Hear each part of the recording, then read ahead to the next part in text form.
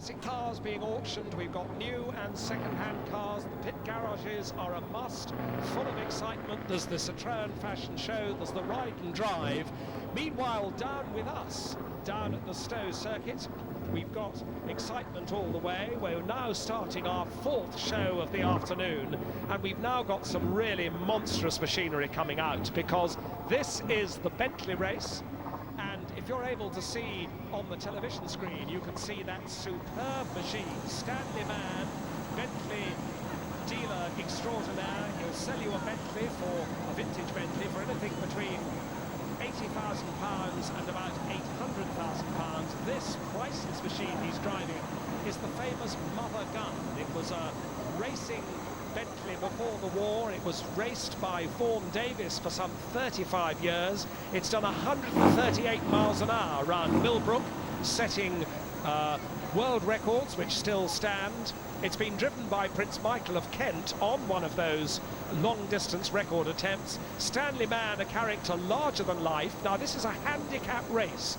Just to confuse all of us, I'm going to ask Paul, who's looking at me horror-struck, to try and keep a lap chart while I talk us through it, because the men on the front row, Stanley Mann and Andrew Day, who's alongside him in that beautiful Bentley, just taking up its position. There it is, number 4, a beautiful 4.5-litre Bentley. They're going to have to do 3 more laps than the men on the back. Behind Stanley Mann and Andrew Day, the red Bentley that should be on the inside of the second row, car number 9. I'm not sure if it's there yet, but that will be Spencer Flack's mighty 3-litre with an 8-litre engine. Now, this is an 8-lap race, but the cars at the back only have to do 5 laps. The cars in the 3rd and 4th rows have to do 6. There's number 10, which is John May on the outside of the front row. That's another 4.5-litre, cut down to reduce the tremendous weight of these vintage Bentleys and to make it more suitable for modern motor racing. So it's a lot lower than it was when it left the Cricklewood factory where Bentleys are made. On the inside of row 3 should be another red car. If it's there at the moment, that will be Richard McCann. There it is, Richard McCann in the other of the 2 red Bentleys that should be here. Richard McCann driving Spencer Flack's 4.5-litre engine 3-litre. Spencer Flack himself will be in car number 9, should be in front of Richard McCann on the grid if he gets there, which is an 8-litre Bentley engine in a 3-litre Bentley. On the right of Richard McCann, in car number 4, from Germany, he's come all the way from Germany to take part in this event, is Michael Rudning in another very famous Bentley, because it's the car that was raced for years and years by one Gibbs Pancheri. He lived out in the Far East. He was 5th in the Johor Grand Prix. We're looking at number 14 now, which is Andrew Day's car. That's Andrew Day on the outside of the front row. Beautifully prepared car with a 3-litre chassis, but with a 4.5-litre engine. You can see the polish on that car. It's absolutely gleaming. It's running the full headlights, a red label Bentley with a bigger engine, very much lighter weight, which is so important to make these Bentleys go quickly. Stanley Mann and Andrew Day, therefore, on the front row. Have we got Spencer Flack on the inside of the second row in a red car number 9? I can't see it from here, but the TV camera may be able to find him. If not, John May in number 10 will be all on his own on the second row. Then the red car, there's John May in number 10. The red car you can see, number 1 is Richard McCann, which we've just mentioned, and then outside Richard McCann it will be car number 4, and that's Michael Rudning from Germany in this historic Gibbs Pancheri car, which when it was 25 years old was finishing 5th in a Far Eastern Grand Prix. Further back on row 4 we should have car 15, which is Richard Harwood.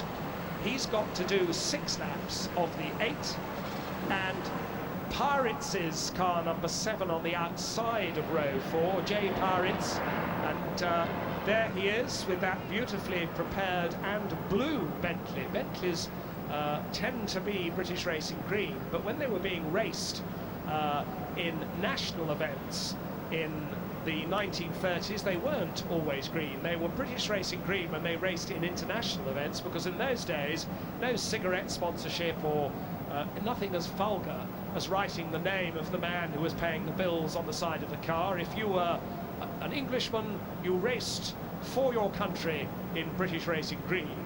If you were an Italian, then you were unfortunate enough to have to race with a vulgar red car. If you were a Briton, you raced green. If you were French, you raced with a blue car. If you were a Belgian, you were yellow, and so on. And that was all. Well, there is car number 14. That's Andrew Day, raring to go in a race which is going to be a commentator's nightmare, which is why Paul is ruling out a beautiful little lap chart. We're going to try and keep a proper sort of Ian Titchmarsh type lap chart for this one, because I repeat that Stanley Mann and Andrew Day on the front row, and Spencer Flack, the three fastest men in the race, except Spencer Flack doesn't seem to have made it onto the grid. They're going to have to do 8 laps. John May and Michael Rudnick and Richard McCann behind them will have to do 7 laps. And then some of them will do 6 laps, and the chaps on the very back of the grid, with Peter Flood in his 4.5 litre and Michael Waterhouse in his 4.5 litre, those are the cars on the very back row of the grid. They have effectively 3 laps less to do than the cars at the front. It's all going to be tremendous fun and tremendously complicated and very confusing. And Paul Massell, I'm shaking his hand saying good luck to the lap charter. He's saying good luck to the commentator as the Hooters go in good old-fashioned form, and we wait for the grid start of these magnificent Bentleys.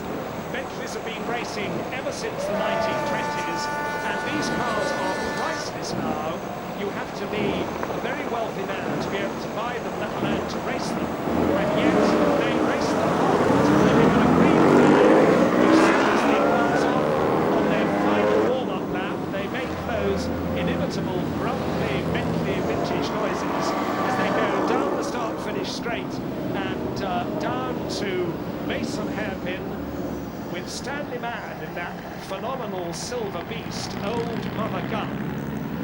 With Vaughan Davis having looked after that car for 35 years. Stanley Mann doesn't say he owns it. He says he's privileged to be able to look after it and look at it in profile. A real Brooklands outer circuit racing car, and that's what racing cars should look like. None of this aerofoil nonsense, none of this ground effects rubbish. That's a proper man's racing car. I think even Jeremy Clarkson would be impressed. They go through Tiff's Turn at the end of Newman Straight, away from Tiff's Turn down to Bury Bends. We've called all the corners after the Top Gear presenters. Remember, the Top Gear presenters had their own race on Thursday. I don't think I can bring myself to tell you who won it, which you can probably guess. But if you watch Top Gear, the special programme about this event, at 20 to 8 tonight, you'll see the result. Here comes Stanley Mann in that magnificent car. He has got to do 8 laps to the 5 laps of the chaps on that row of the grid, and they come up now to their grid. There were no red lights and green lights in W.O. Bentley's day. In those days, the Union Jack was dropped to remind everybody about the flag of the Empire, and the chaps, usually wearing tweed jackets and leather helmets, and certainly not crash helmets, went rumbling off round the Weybridge banking of Brooklands. But this is the Copse circuit, the Stowe circuit at Silverstone. The music dies away, and we've got the 5-second signal coming any minute as the drivers look across to the starting lights. Stanley Mann in that magnificent silver thundering monster, with Andrew Day in number 10 on his outside. Spencer Flack missing from the grid. The red car behind Stanley is Richard McCann in Spencer Flack's. And we do have a Union Jack. Hooray! Nice to see Andrew Day gets away to the lead. Andrew Day is the leader because Old Mother Gun was a little bit slow away as they go into that first left-hander. And Old Mother Gun, 8 litres of power, but it weighs 2 tons, and look at it trying to gobble up Andrew Day Bentley as they go along the back straight. They're side by side. Stanley Mann is on the inside, and Wagnerian music welcomes them as they go into Tiff's turn, and Stanley Mann elbowing that magnificent monster into Berry Bends, down now to Clarkson Corner. Stanley Mann in the mother gun, cutting the grass there, sending out a puff of mud as he does so, a puff of dust I should say, on this dry day, and the thunder, it's almost like vintage aircraft going by as number 11 goes through. Stanley Mann, our leader. Andrew Day is in second place. In third place, it's Richard McCann coming through in the red car, and certainly on scratch, that's the 1, 2, 3, with John May in fourth place in his 4.5 litre. The fifth place car is Michael Rudnick, but there is Stanley Mann. And just look at the profile of that car. It hasn't got the Bentley radiator because they made some earlier rather primitive to streamline that car when they were racing it in Brooklands in the 1930s. They threw away the Bentley radiator and put a radiator cowl to make it a little bit more streamlined. Peak revs on this car about 4,000 RPM, maximum power coming in at about 2,500. Stanley Mann sawing away at the wheel. Look at the outside gear lever. He changes gear with his right hand. The gear lever is outside the cockpit as he completes his second lap. It's Stanley Mann leading. There he is, sawing away at the wheel. It's very low geared steering, so he has to funnel the wheel round. Still being pursued in second place by Andrew Day. In third place, it's Richard McCann in that beautiful red 4.5 litre engine, 3 litre, but Andrew Day is closing on Old Mother Gun. There is Spencer Flack in third place. The tyres howling as they go round Tiff's turn for the third time it is into Berry Bends. And that beautiful little 4.5 litre engine, 3 litre of Andrew Day pursuing and getting very, very sideways, hanging the tail out completely sideways. Andrew Day coming through the opposite corner, but how he managed to catch that I will not know, because with the very low geared steering on these Bentleys, if you do lose the back end, you have to spin that enormous steering wheel through your hands to get the lock on quick enough to catch it. And of course these things have a wheelbase roughly the same as an ocean-going liner, so everything happens rather slowly but rather irrevocably. 2 tons of weight with 8 litres of engine leading the race. Andrew Day in the rather more delicate-looking 3 litre with a 4.5 litre engine, and the tyres howling as he funnels his way through the twists of Berry Bends, and they're swallowing up the back markers as 4 laps now are completed by the front runners, and they've got to do 8. The chaps at the back have got to do as few as 5, and still Andrew Day hanging on to Stanley Mann. Remember that this mother gun has a maximum speed of just short of 140 miles an hour to get its 2-ton weight through the air.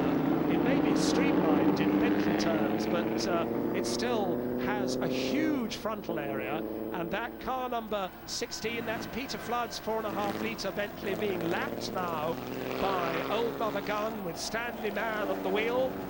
And Stanley Mann turns right through the first half of Berry Bends and left, and we've got a problem now for car number 8. Car number 8 is slowing. That's Fred Zimmer, who's come all the way from France to drive this magnificent lower Bentley. Look at the front of the car by those 2 auxiliary lights at the front, and you'll see it's got a great big supercharger hung between the front dumb irons of the chassis.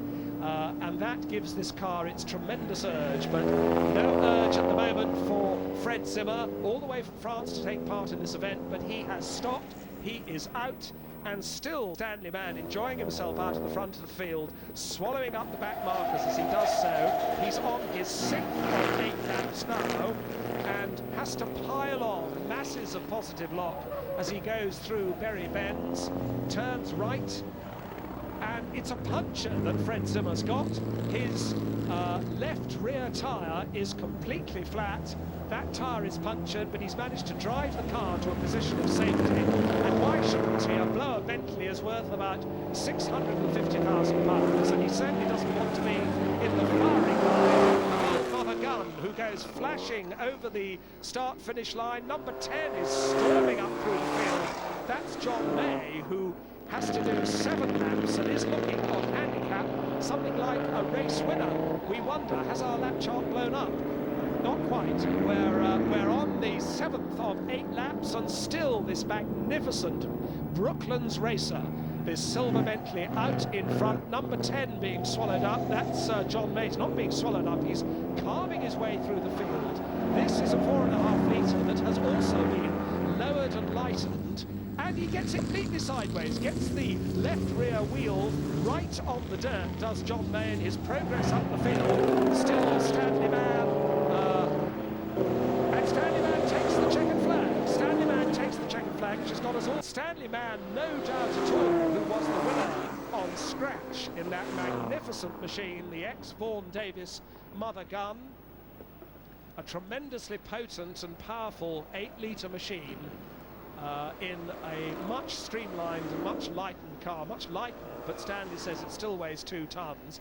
But the man who really impressed us there, I think, was John May. We're going to give you the full result when the hard-working Paul Marcel has got his calculator out and worked out exactly where everybody was. We'll try and work that out shortly, but the winner on scratch, without any shadow of a doubt, was the ebullient and ever-extrovert Stanley Man. And if you want to see these Bentleys close to, go to Stanley Man's display up in the main paddock, and you'll be able to look at these wonderful machines close to.